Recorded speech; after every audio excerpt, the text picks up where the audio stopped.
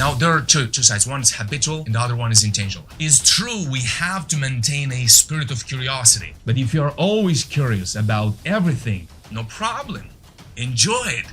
But you can't expect to get things done if you're only curious. Because if you're looking here, here's the best secret of this whole masterclass. You start with the end, not with the beginning. What's the greatest output I'm looking for? Then how should I process wisdom to practical to wisdom? What's the input that I've got to build so that I will allow me to process and to get things done?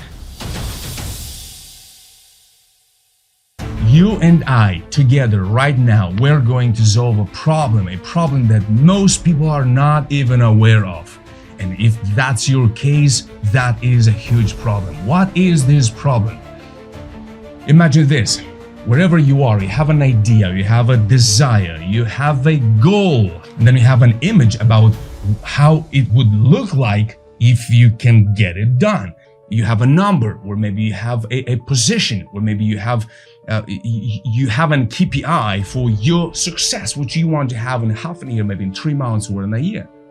Now, in between, there are many processes. There are many players that participate in between. Creative thinking, emotional intelligence, strategic thinking, your thoughts, your emotions.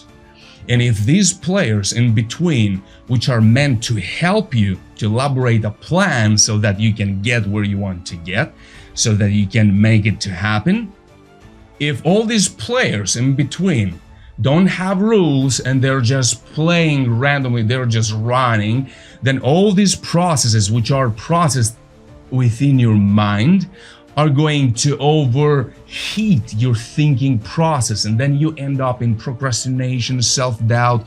You start to think that maybe you are not enough, you don't have what it takes, or that whatever you want to get, whatever you want to make happen, you're not worthy of it. And that's a huge problem. And the problem is that in between is your mind that is so powerful. And if you could just have a couple of tools or a framework that will help you to learn how to use your mind, this process becomes so much easier, so much clearer, because you start to have rules and principles how to organize these processes. And after I help someone to manage their thoughts and their minds in a clear and more efficient way, they say, "Oh my God, it's been so many years and I didn't have even the smallest idea of how much power I do have, but I didn't know it. I was just misusing it in such a way that wasn't efficient. And rather than helping me to get where I want to get, it was working against me. And I don't want that for you." And that's why the title of this video is How to Use Your Mind. Because I assure you, most of us don't know how to think. Yeah, we can think a little bit, like walking. If you just look, you're a child, so you're looking around and you just started to walk. Or then you start to run. But if you want to become a professional runner, then you've got to really pay attention to every stage of your technique while you're learning how to run. Many people can run, but only few are professional at running, and they become experts, they become champions at running. The same thing is with your mind. Everybody can think a little bit, but if you really want to use your mind at its best, at its most potential, then you've got to go a little bit into this specifics. And that's what we're going to do today. It's not going to be very complicated, I assure you. Everybody can do that. We can go much deeper, but we're not going to do that. This is a simple framework in 3 stages that is going to make your life so much easier. And it's going to give you a bag of tools that you can use so that you can use your mind in the most efficient way. That's what we're going to do today. So welcome to Exploraself and be Master Wisdom and Leadership for Business and Life. My name is Alexandr, and I'm going to be with you today during this masterclass. What I want you to do is to grab a piece of paper and a pen and take some notes. I would like you to participate and maybe you have something to add. Maybe you want to make it even better, or maybe you have a question, so that you take notes. That's very, very important. You don't just watch, but you participate. Why is that so important? Because imagine that you go to watch a soccer session of players playing soccer. And if they're just randomly running on the field, you say, guys, what was the point? Can you please make sure that you know why you are running on the field? Well, what's the goal? What's the score? What's the point of all of this? Let me know, because otherwise you'd be bored. You'd just be looking at all these players playing left and right, and that's not interesting, right? Because what's the point? So the same thing is participating and taking notes. It's not just watching how we're going to manage this framework, but you are in the game. You are participating so that you can go through experience, not just taking this information which I'm going to share with you, but you can go through an experience so that you can feel it and start to think it already before you get to the end, before you understand it fully. All right? So the art of thinking rationally. Why is that so important to think? And then we're going to dive into the system and to the framework that I'm going to share with you. Progress is impossible without change. And those who cannot change their minds cannot change anything. So this ability to know what to change and how to change our minds is very important. Otherwise, there is no progress. If there's no progress, then how you're going to get to that desire that you have, to that image, to that ideal scenario that you have for yourself or for your business. You might have a huge amount of information. You have so much knowledge. You might be reading books and watching others, but that is not going to make you a professional runner just because you watch how do people run professionally. That might give you some inspiration, but you've got to be in the middle of the game. That's very important. So observe, control, design. This is just an introductory framework. It's not the framework itself. Now, OCD, it reminded me, it just happened casually that it's like, oh, observe, control, design, OCD. What's OCD? It's obsessive compulsive disorder. It's a disorder marked by uncontrollable and recurring thoughts, repetitive and excessive behaviors, or both. But that's not what we're going to learn today. But the OCD stands for observe the players, control the rules, design the game. So we're going to beat the OCD with a new OCD. Observe the players, control the rules, design the game. You might say, okay, what are the players? What are the rules? And what's the game? The game is how to elaborate a strategic plan between where you are and the end goal that you have for yourself. So this is the game. In the middle, in the between, there are many players, emotions, thinking, being creative, being tough, being disciplined, being flexible. And sometimes seemingly we need all of them, but sometimes we need one, sometimes we need more the other. So we got to figure out also some rules. What are the rules? When do I have to rely more on my emotions, and when is the moment to be more critic? When I have to allow myself to be more dreamy, to be more inspired, and when is the time to be more realistic? So we've got to figure out also some rules, and each of us has some personal rules. That's why this framework is something that you can start with, but then you can modify. You have to modify it and make it for yourself to make it functional. And the most important player in today's masterclass is your thinking, your mind. All right. So we can look at this from two perspectives: how to achieve great things and avoid getting stuck in overthinking, impulsive decision making, and self-doubt. Or we can look at it from a different perspective: how to use our thinking process in the most efficient way, transforming your mind into a performance machine. So from one side is how can I get away from something, but from another perspective, how can I get closer? So you already now see a little dance between the same objective, but with two different perspectives. One is how can I get away from impulsive decision making? How can I get away from overthinking? But how can I get closer to something? I haven't planned to talk about these two perspectives, but now we can look. There are two perspectives. And sometimes even switching this perspective, which we're going to learn in today's masterclass, is essential. It's about the same objective, but different perspectives. And according to how do you bring the perspective, that is going to decide how you're going to think about what to do, how to do, when to do, and where to go. So we're going to split it in 3 parts. So this masterclass is going to be split in 3 parts. One is the input, the process, and the output. The input, the process, and the output.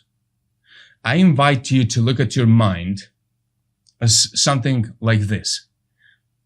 Something comes in, inspiration, ideas, plans, desires, imagination, whatever. Each comes in, an image, an information, some knowledge, a masterclass you watch, you talk to someone, there is an exchange of information, you read, you apply. So there is so much input. You can hear, you can see, you can read, you can create, generate something. And that's the input. Then you have the process. Where do I put this information? How do I organize it? In such a way that I get done the idea that I have at the beginning. Let's think for a very simple example. You have a product for your clients, and you know that the delivery, for example, process is very complicated. Probably you are already aware of it. And you know, or you probably observed that 20% of your time goes into delivering the product because there are not processes established so that the process goes smooth with the minimal participation from your side or from someone that you have put in charge. Now, the idea is clear. I want to make this process more efficient. But how? Where do I have to start? Who should I ask? Am I able to implement that change? How much is going to take this change? How much time? Am I sure that this is the right modification? So you want to bring into your, as glasses for yourself during today's masterclass, input, process, output. And you always want to make sure that you know what's the input. Where from have you taken the information that you are processing? Who have you listened to? What made you to do that research or to listen to someone or to pay attention to something? What made me? So there's the input. There is the process. How much time do you spend into the processing? How do you process? Are you processing? Or just simply putting things together and you hope that this thing is going to make something tasty and efficient? And the output. What is the output that I'm looking for? So the whole process includes these 3 phases: input, process, and the output. So we're not going to go into too many details. We're going to keep it simple so that you can start to implement today. So we're not going to go into the spiritual or into the soul's desires and the trauma and how is all these, how's your brain functioning between the upper brain, the lower brain, and the midbrain, and so on and so forth. We're not going to go into all of that, not even into this. We're going to keep it very simple. Input, process, get it done. And how to put all these phases together. Some people really struggle with the input. They really pay too much attention to so many other things and they bring so much information into their heads, into their minds. It's overwhelming. Then they don't know what to do with it. Some people struggle with the thinking. Right at the moment when they start to think, emotions kicks in and they're like, oh my God, I'm not smart enough. And some people struggle with how to get it done. What's the specific result that I'm looking for? What specifically I want to change in my business or in my life? And I assure you, so many people pay so much attention sometimes to the input, reading, listening, watching, reading, listening, watching, even reflecting, even thinking, organizing, but then they don't get it done because they haven't specifically made clear from themselves what exactly am I looking for? You might say, that's not me, I have it. Well, if I ask you right now to write down 100 specifics about the outcome that you're looking for, even if it's a midterm or a short term, maybe it's a week goal or a month goal, by the 7th or the 10th out of the 100, people stop because they don't know exactly what is that. I have an idea, a feeling about what it would look like, what would be the best outcome, but I don't know specifically how does it look for me or in my business. And that's very important. We have to solve it today. So let's focus now on the input. Intentional versus habitual. What is this? If you really want to take your thinking to another level and you really want to become a great thinker and to use your mind for the best in the process, you've got to make sure that you know what is coming in and where does it come from. Now, there are two sides. One is habitual and the other one is intentional. What was the habitual? The habitual is wide. I look all over the place, around social media, reading, watching others is wide. It's not focused.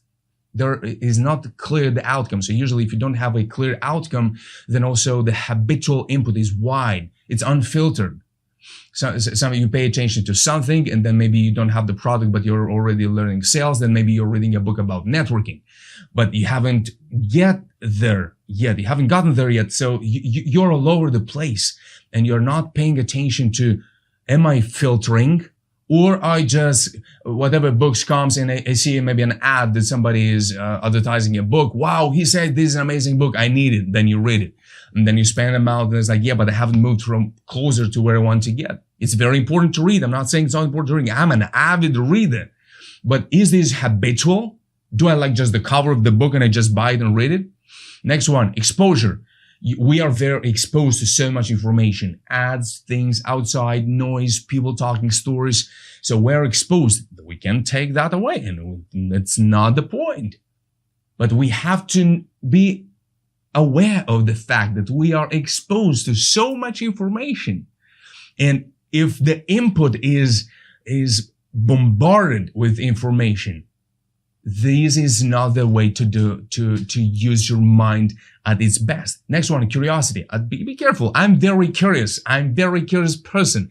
But if your curiosity is taking away all your time, and you are not a teenager, you are an adult, and you want to get things done, as we said in the beginning, is true. We have to maintain a spirit of curiosity.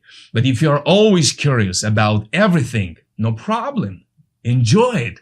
But you can't expect to get things done if you're only curious. Curious and curious and curious. And that can really distract you and overheat the thinking process because you're curious about everything. So again, you've got to watch, observe the players, manage the rules so that you can design the outcome. So you've got to put so you have a piece of paper and your pen right in front of you right now, right? So write them down. I know you can pause the video, but I want you to write them down. How wide is my input? Is it unfiltered? How much unfiltered is it? How much of the information comes and I don't filter it? Sometimes we have to say, no, thank you. I don't want to engage in this conversation because I don't have time for it or it's not valuable for me. Sometimes we have to. Let's be real. Sometimes it's rude to say so, but sometimes it's necessary. Habits. Sometimes we habitually do things without even realizing that how much time does it take and how much energy does it take. We engage in conversations where we do things which are not really necessary or valuable to us, and we do that. Now, this is not the way to manage your input into your brain, into your mind. This is habitual. We want to get away from the habitual and we want to move into the next one. What is the next one? Before we move to the next one, write down at least one thing for the wide, for the unfiltered, for the exposure, for the curiosity, and for the habits. One thing that you know that you've got to change it, that you have to start to pay a little bit more attention. And maybe you're not aware of it. While you're going to write it down now, you are going to pay attention to that. What are the habits that I do have in my life? Write down one. And if you don't have 10, I've got always more than 10 that I'm working on. So I assume that you at least have one that you know, and ask yourself, how am I going to get rid of it? How am I going to replace it? What with? And exposure. Am I exposing myself to too many sources, to too much information? How do I do that? Am I paying attention to so many other things, but I don't know why? And if it's yes, write them down so that you can start to become aware of it. What is the way that I suggest you to do? Intentional. This is linear. Intentional input is I'm going to intentionally seek sources, people that are going to bring that value that I'm looking for. Or I'm going to look for specific people to whom I can give and add value. Those people, I will get better at it. Then I will enlarge if I decide so. Observational, you observe. You pose the question and then you observe. How have I behaved the last week? What were my habits? How was I performing in the morning or in the evening or in the afternoon? You observe things. You don't just go through them, but you observe. If you're still watching this masterclass now, observe, how do I feel while I'm watching it, while I'm trying to do some work? Is it making me feel a little bit overwhelmed because, oh, it's so complicated and I don't want to do it? Why? Observe, how do you feel, and observe, what do you think about? Observe about the moment when you clicked on this thumbnail or this video. Observe yourself. What was going on that made me to click and watch this video? Next one is intentional. Intentional input. I'm going not only to be linear, I might allow myself to be a little bit wider, but I'm going to intentionally look for information, inspiration, or ideas. I'm going to do that intentionally. Am I?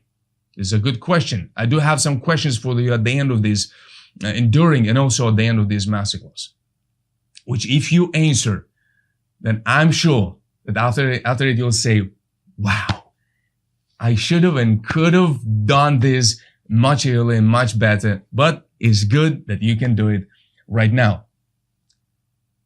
Valuable and prioritizable. Valuable. Is this adding value or is this just satisfying my curiosity, which is always burning within me? I really enjoy watching about things about the cosmos and the universe and about stars. That's amazing. But if I spend 3 hours every other day into that, but that's not something that adds extreme value to my life, so that it's not helping me to multiply the value that I have so that I can share it with others, then probably I've got to discipline myself into how much curiosity am I feeding while I'm practicing and I'm doing it. That's so essential and important. And we forget a little bit about the fact, and we start to think that if we are adults, then we're good, we're ready. And I'm in charge. I can do whatever I want. I can watch as many documentaries as I want. No, we've got to discipline ourselves. And prioritizable. What's the priority? This is also very important. For example, networking or how to present yourself. It's a very important skill. Is this a priority number one or not? Because if it is not a priority number one, then you can get to the priority number two, priority number three. And you also have to rearrange sometimes things. Sometimes you think that this is important, building a website is important, but first you haven't also made clear for yourself, who am I serving? Who are my perfect clients? What is the specific problem I'm going to solve for them? So it's very important to have a website, very important, probably. And you do that and you spend so much time and energy, but that's not the priority number one. And probably maybe it is the priority number one. And if it is, ask yourself why. And imagine yourself, if I could have get it already done by tonight, what would be the next one? oh, for the next one, I actually don't need this one that I'm doing now. So probably I gotta make a change. Probably the next priority is actually the priority number one for now, then the next one. So we have these two ways of input. One has its roots in fear and doubt and fear of missing out and perfectionism and distraction. This is the habitual. We are distracted. We allow ourselves to be distracted by shiny things, by great scenarios, by dream ideas, which are very close to our heart. And we say, yeah, that's exactly what I also want for my business. Well, that's amazing. Are you sure this is not distracting you? So while you are looking at others and you want to have what they have, or to also grow and be successful as they are in your nation, your industry, is this distracting or is this inspiring? Because if it is distracting, then probably you have to do it a little bit less.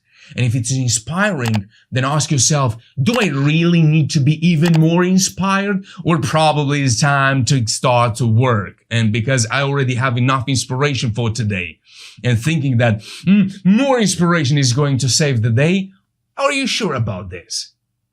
So while you are looking for inspiration and you're looking around, make sure that you're not actually in a destructive modality, where you're not in the perfectionist modality. How can I make it perfect? But you're not doing it. You think about how can I make it perfect, and you're not doing it. Then you assume you've done it, but then how can I make it even perfect? But wait a second, you haven't done it yet. So here's the trick with the perfectionism, that we assume that we have already achieved the next version, and we start to think about, but what would be the next version? Okay, let's assume that I have done it. What would be the next version? It doesn't work this way. You're assuming. This is crazy. It's la la land. And then like, oh, I'm a perfectionist. Not, you're not.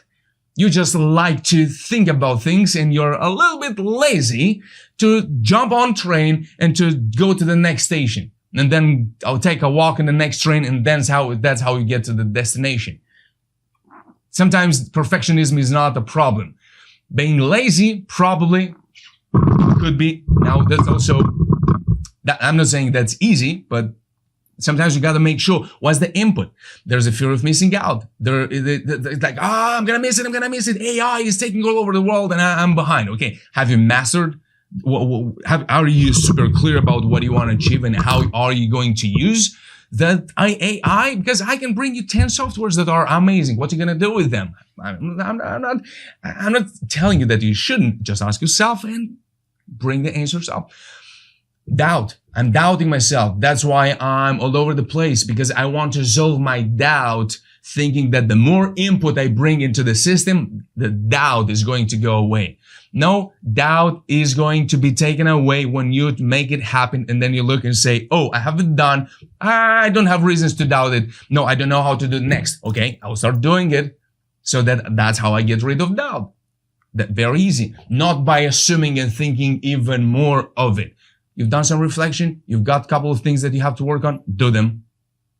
And fear. When we're just fearful, that, again, it's much deeper. We can go much deeper into it. Why do I feel the fear? What was the source of that fear? And is this fear or just simple anxiety? 90% of the time it's anxiety and it's not fear. And why? Because you haven't done it. And once you do it, then it's going to get away. And you just embrace the principle, and you take these principles with you, put into the shoulder morning to night, and it's all good. So we can go deeper, but we're going to move forward. So the habitual, these are the roots of the fruits of the habitual input. Now there's another one. Before we go to the next one, do I choose, or does it just happen? So ask yourself this question. Do I choose, or does it just happen? Because sometimes we start to confuse the fact that, it's not me that I started to bombard my system with so much information. It's the destiny. It should have happened. Well, wait a second. Am I choosing? Because if you couldn't choose, then you wouldn't have that ability, but you have the ability to choose. Then why do you have this ability? Because you got to choose, rather than saying, oh, it just happens. Oh, that's easy. So yeah, it's a dance between, but mostly you've got to choose to let myself a little bit freer, and to see what my inspiration tells and what my inner voice is. Absolutely. But today we're about the mind, so we're going to keep it very systemic and within the framework. Now, the next one, which is the intentional, linear, observational, intentional, valuable, and prioritizable. These are the roots and the fruits of this kind of input. Direction. Where's my direction? Where am I going? What are my intentions? Are my intentions clear? I want to get better at this. I want to achieve that. Are my intentions clear or not? Values. So when you have intention, when you have values, these are my values, and somebody is a great teacher or a sales master, but the way they do it, you say, you're overstepping my values. That's a little bit off. I'm not going to do this. How to cheat there or that, that's over my values. I'm not going to do that. Resources and priorities. So you look at resources around. You're not looking around getting scared, feeding your doubt. You're looking around for models, for examples, so that you can use some principles for yourself. So you look at the resources which are around you. Look at the tree. You look at the tree, and I always have this principle for myself. You put a seed in the ground, you give sun, not that I give, but the sun is there, the water is there, it just grows. It's going to become a tree. Why? Because a seed does what a seed's supposed to do. So if I make sure that I got clear on what's the seed, the spiritual seed that I want to make it happen in the physical world, then I've got to make sure what's the seed, what are my intentions, and what's the direction. And what are the resources? Where am I going to get those resources which are going to allow this habit, this seed, this idea to grow and to manifest into the physical world? Because it starts here, it's invisible, but then it just happens.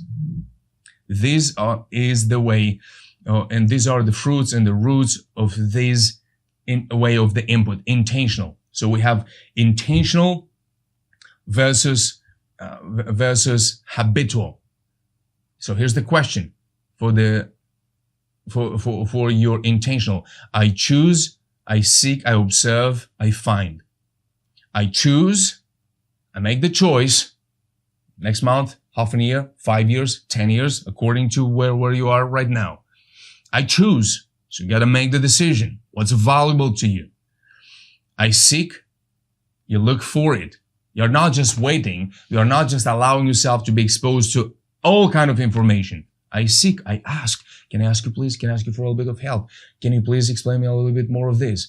Can you find a free material? Can I buy this book about this specific skill? It's about communication. I want to communicate my vision for the investors. Okay, I know that my communication is not really good. Now, while you are getting crazy about finding investors, what about your communication? Have you mastered in how to say it in 60 seconds about what's your business about? Have you mastered it? No, go and do it. I observe. Look at others who have already done it, so you can learn something from them. They are the giants that have already done it. So we learn, but you gotta observe.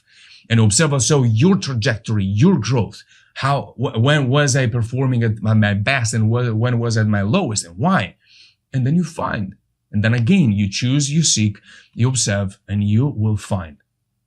All right. So this is the framework, the input. Now we're going to get into in the middle, into the process. So we've got the habitual and we've got the intentional. So you have the habitual way. It's wide, is not focused, is not linear, is about what you just happen to be exposed to. And then there's the other way, which is the intentional. It has a direction. It has a purpose. You have priorities, you have goals, and you have values. So you've got to first make sure that all the channels that allow you or allow your mind to receive information, even from within or whether it's from the outside, you want to ask yourself, is this intentional or is this habitual? As long as you just let everything come in, then it's much harder when you get into the next phase. And the next phase is the process. In the process, we're going to learn two ways of processing. One is reductive and the other one is deductive. What is this? Once the input, something came in, let's take an example. Let's look at building a website. Let's make it very simple. So look at the input, and you've looked others. What are some styles that you like to? You know your business, you know your mission, you know the product, you know the problem that you solve.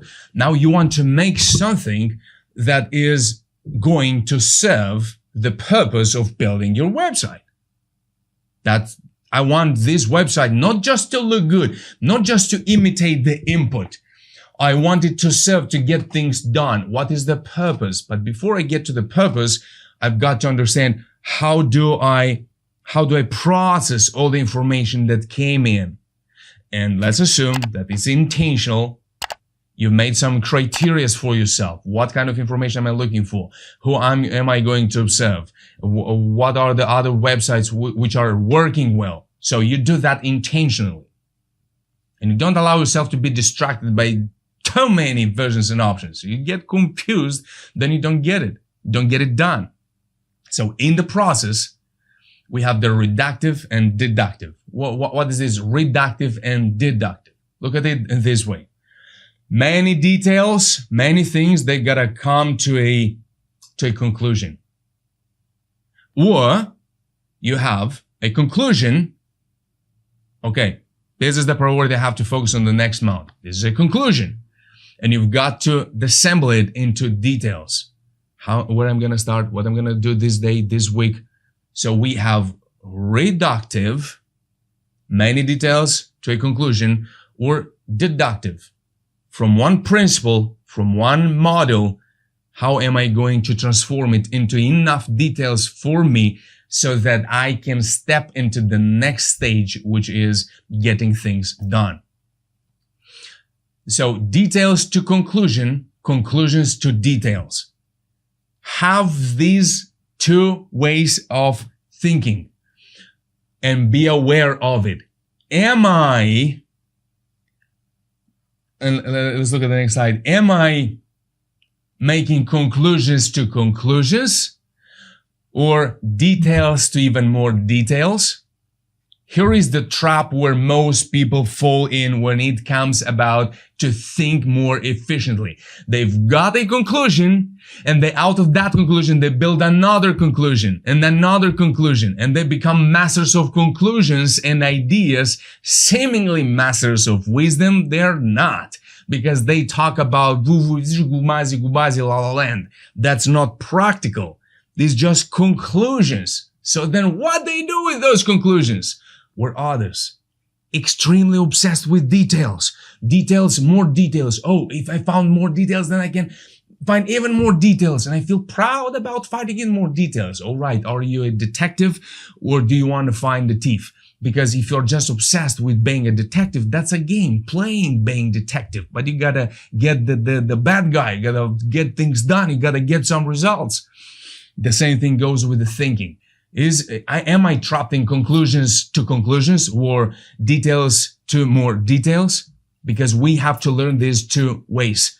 Conclusions to details and details to conclusions. How do we do this? Practical to wisdom and wisdom to practical. Here is another that I want you to remember. If you want to use your mind at its best, then you always got to have two ways of processing. You've got some reflection, some wisdom there. Somebody shared some wisdom, or you build it. Boom. How can I transform it into a practical world? How can I apply it? Otherwise, on the other side, last month I've been working intensively with this. Let me reflect about it. And out of all that experience that you've got, what's the conclusion? What's the wisdom that I've got out of it? And not even a month, even a week, or sometimes even at the end of the day. Always build these two pillars at the same time, wisdom and practical, so you don't get lost into the practical, but at the same time, you don't become a wisdom guru, which knows only things and ideas which are not him or herself. They're just borrowed from others, and you just speak. It happens to me sometimes. I talk to some people and they speak out of reels. Or scrolling to Instagram and watching reels is the same thing like talking to them. And very often they use these kind of saying, you know how they say, they who? Oh man, who are they? Who's these they? How know how they say? What do you tell me? What's your position? What are your ideas, your conclusions, your experience? Tell me something about you. Do you know how they say? Go with the flow. Who said it? It's true sometimes, but yeah, they say it. Anyway, let's get down to business. Today we are more on the rational. It's about thinking, and it's not that it's only rational. It's an art of being capable of thinking rational.